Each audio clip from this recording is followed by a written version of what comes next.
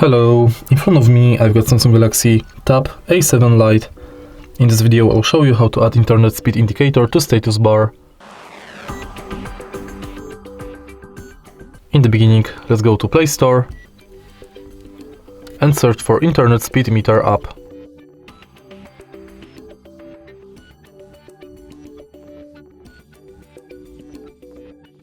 Now install this app and open it. Now wait a little bit. You can close the app, swipe down notification bar, and as you can see, internet speed indicator has been added to the status bar. And that's it. If you find this video helpful, please leave a like, comment and subscribe.